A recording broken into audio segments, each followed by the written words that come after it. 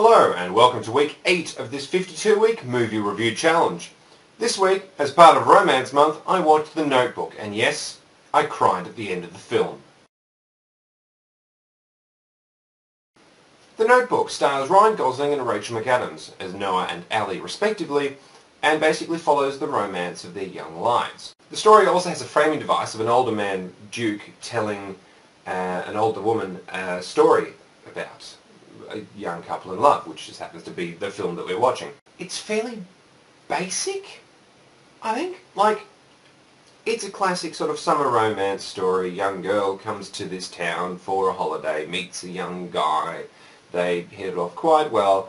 Their parents don't like, well, Noah's parents are okay with it. Allie's parents not so much, because she's from money and he's having to work for his living, because that's a bad thing apparently. But I suppose that was sort of a function of the times, because it sort of sets in around the early 40s. Basically the first act follows their summer romance, and then they get separated through circumstances, and then of course the second act, this being a film set in the early 40s, you know, the fellas get sent off to war. That's just what happens. And I guess the third act is where things come to a fore.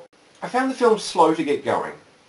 I mean, the first act is basically about their building romance, and so that does take its time and all that sort of thing, but it does, they do still feel like a couple in love, as opposed to just, you know, two actors who are playing a romantic film together. Like, but it feels very honest and real.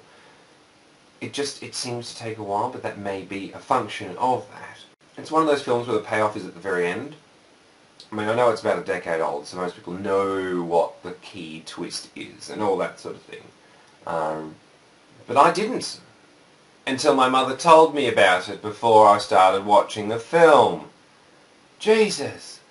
I need to stop talking to my mother about films because she doesn't know what constitutes spoilers anymore. But yeah, the key payoff of the film is all the way at the very end, so while it is slow to get going, it is worth sticking with to get to the end.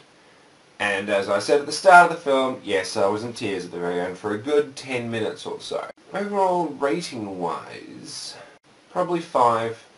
I know, it's my boring response, but it's good.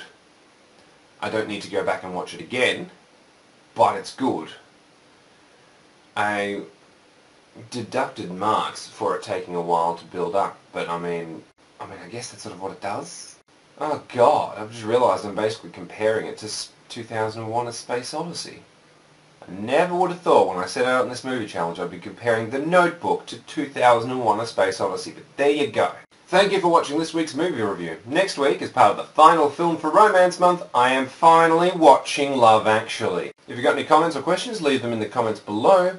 I'm no longer taking film suggestions because I've now filled the roster entirely. So any other suggestions would be taking the place of somebody else's suggestion, and you really don't want to be that person, do you? But until next time, tally-ho.